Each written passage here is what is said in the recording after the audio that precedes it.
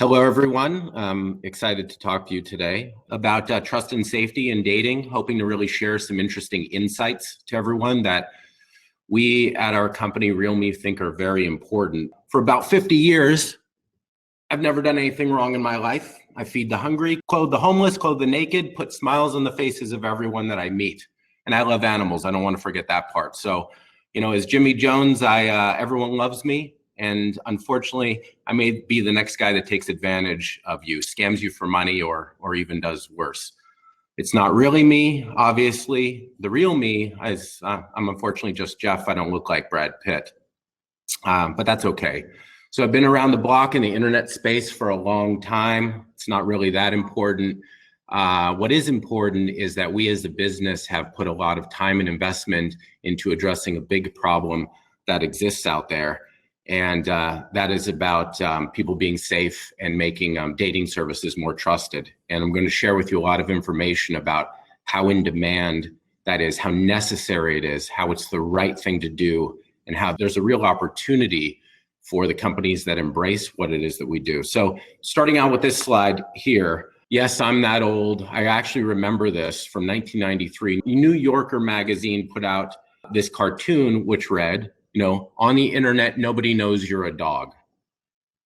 And it's good and bad, I suppose. Originally, probably around this time, there were like maybe 10 million people on the internet, right?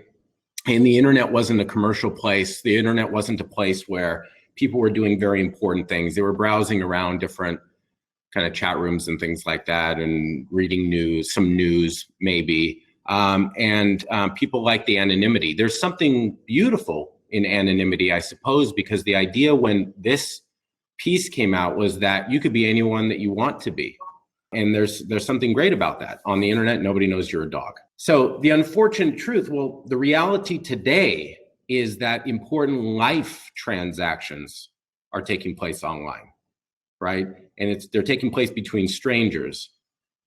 Marketplaces just generally that connect folks that don't know each other are growing like a weed. The interactions and the transactions that are taking place are very important nowadays. Dating, romance, and love are one of them. People are also meeting with strangers to buy and sell from each other, bring strangers in their home that are going to work on the roof or something like that. I mean, all these sites have been extremely successful at connecting people, and there's real value for us, but there's also real risk. And dating is one of the categories where it's most important to people. It's no longer okay to have complete anonymity and lack of accountability. It just doesn't make sense anymore. Again, when that cartoon came out, none of the applications that have come about that exist today existed. They weren't real. So, now you're doing financial transactions. Now you're counting on your love life and the impact on your life being made through connections that you make online. So we're not sure that this makes sense anymore. It doesn't make sense anymore. So I'm going to share with you guys some facts that I think you'll find interesting and I hope are helpful to you. And I hope that everybody takes these things seriously. So we've run a number of nationwide studies with some very significant groups and done some internal studies. We found 85% of people in the United States, at least, do not trust the strangers that they meet online. I think many of you have read the data out there about the fact that up to 50% of dating sites are fake. And we've been fortunate to be in a position where a number of our partners have been kind enough to provide them some access to their data so that we could do analysis on the users in those sites. So up to 50% of profiles are fake. Really, on average, we're seeing like around 30. And what we did find also is that the majority of Gen Z and millennials have admitted to, most of them, falsify information in their profiles. Not completely shocking, but it wasn't shocking that people lie. It was shocking about the rate that people are willing to lie. So the younger audience, the vast majority are actually lying on their profiles altogether. What I'm sharing here are some of the reasons that the vast majority of individuals don't trust meeting strangers online, including for dating. So here, the other one's really, the next statistic is actually really tough. 27%, close to 30% of people in the United States have been a victim of fraud or worse. And I'm not talking about just, and this is as a result of meeting connections, meening strangers online. It's the FBI that believes that this is, the monetary losses themselves are to the tune of about $20 billion a year. You know, there's worse that's actually going on than that. So people aren't just getting scammed for money. The simple story that I want to share is that, you know, lack of trust and safety is actually threatening the online dating community. It's really affecting and risking transactions online altogether. But in the dating space, where we've gone really deep in this space, it's really hurting the people and it's hurting business. So the number of romance scams, most of you are probably aware of this, but for those of you that aren't, the number of romance scams since 2015 has actually tripled. Losses to the individuals are actually 6 times higher. And here's a shocking one.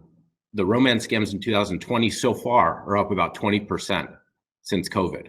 And we think, you know, that's probably a result of people getting a bit more desperate. People are having a tough time out there and people do bad things. So this is unfortunate. The problems are bigger than this. It's more than just about the money that people are losing. Again, within that 27%, we're talking about, we have a lot more data that we can share with anybody that's interested. Beside the fraud and scams, people are actually getting hurt. You just go do some searches out there and you can read the stories. And don't get me wrong, bad things are going to happen out there in the world. That's inevitable. You know, there are simple ways that we, as people that run marketplaces, that connect strangers, that try to put people together for love, can actually address these issues. And so at RealMe, we really are focused on this mission of making, you know, marketplaces, namely dating, safer, building trust in the applications that connect folks. So really think that safety for anybody that runs any of these online services is a responsibility that we all have. I mean, I appreciate that we all feel that we're doing something great in terms of connecting folks. It's a beautiful thing, but there's also a responsibility to make sure that people are safe. And as I wrote here, it's actually good for business. And I'm going to share with you some more information that shows that it is. So what we have found is that trust really matters in dating. And I don't want anyone specifically in the dating space to feel bad about some of these statistics. Our service actually powers a number of different marketplaces that connect strangers.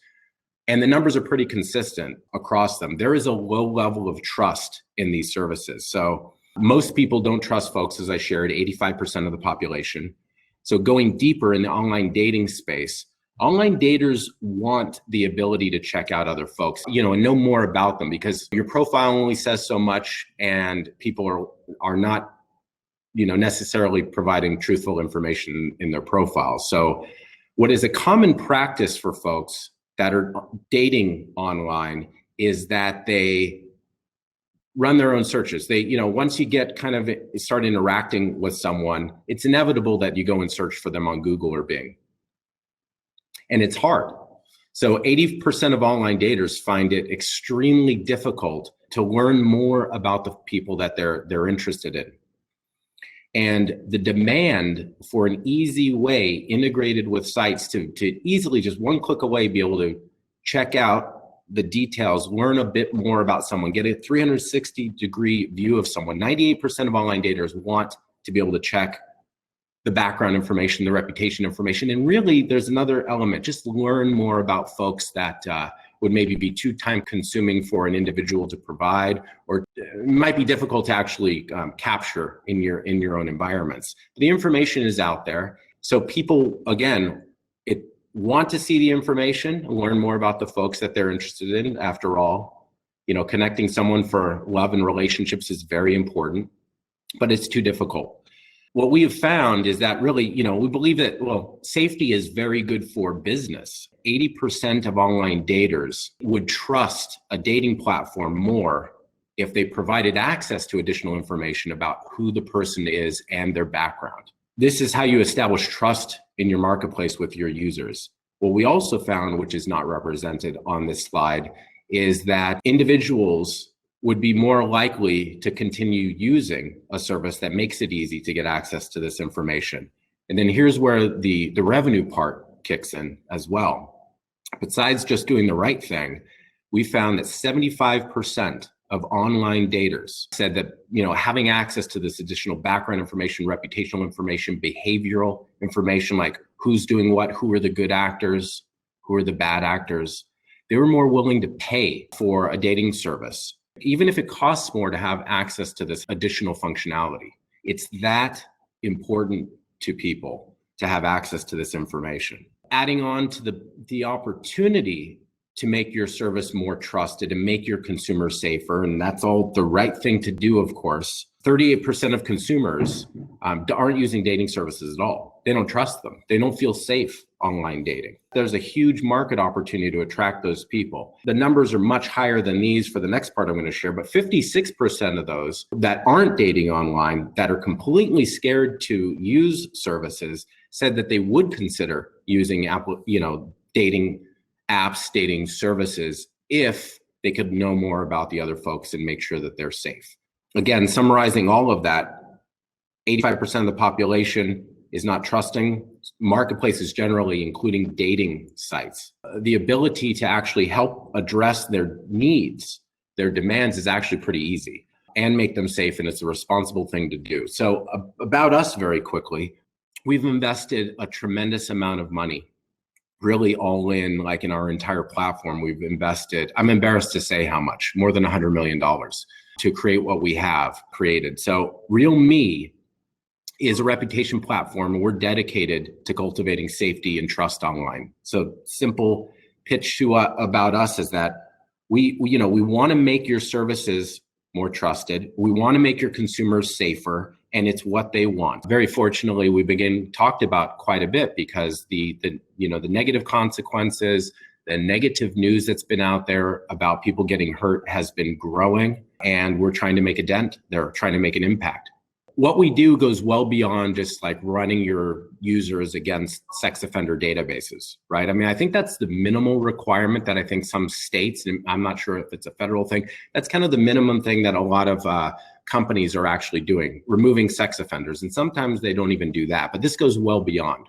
What we've created is a way for all of you to simply address the interest from the consumers. They want to know more people. So we've done the hard work at the core to aggregate information from a variety of sources. You guys have the option of actually doing it yourselves, but most companies don't have the capital to necessarily do this. We've aggregated information about every individual in the United States, tied to their identities, so that we can easily check and see whether or not someone is real in your dating platform.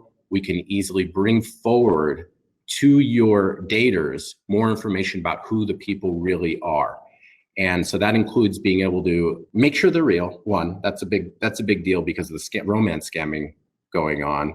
The other part is, of course, making sure that you can see if anyone has any criminal court, lawsuit, lien, bankruptcy information. We're also starting to aggregate more information about what people share out there and understand what it means. What are they interested in? Who are the good and bad actors?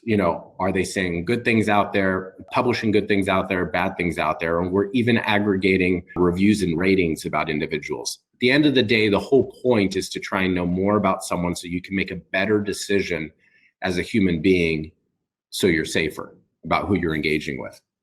So we're proud of what we've built. We're proud that we've added a lot of companies that are working with us. And in terms of partnership, proud to be working with Spectrum Labs for analysis of the information that we're gathering, and YourSafe is another partner of ours. Our whole motivation is around safety and trust. For anybody that's interested in making their site safer and build trust in their market, we make it easy for people to integrate with APIs and add a button. At the end of the day, it's adding a button to your profile pages so people can check other folks out.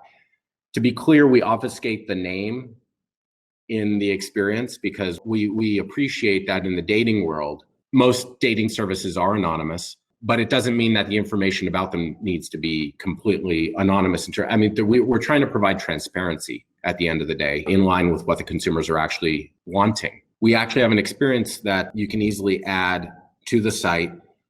How we often start with customers, which partners that we work with, dating sites, we typically tend to scan a part of their database to give you some insights into who's real, how many people have created fake profiles in your application, and to get a sense of who those users are. How many, people with criminal court, lawsuit, lien, bankruptcy information, what are the reviews on those folks pulled together from a variety of sources? What do they post out there, and what does it mean about them? So you as a company can get some free benefit, frankly, from doing that. And then it is absolutely free to integrate our services, that link into the site. So at the end of the day, as I've shared with you, I think there's a responsibility to make the consumer safer. It's going to build trust in your brand. As a result, drive more adoption, more ongoing usage. And there happens to be another part of the revenue stream. The people are more likely to pay for a premium service that has this incorporated, and they're willing to pay a little bit extra if necessary. So there's an additional recurring revenue stream that goes along with all of this, while you're doing the right thing, while you're well positioned, while you're avoiding some negative outcomes that are going to destroy your brand. And it's just the right thing for everyone to do, and the consumers want it, and I think we all want it. And we've done the hard work to make it easy. So I hope you're interested in working with RealMe to make your service safer.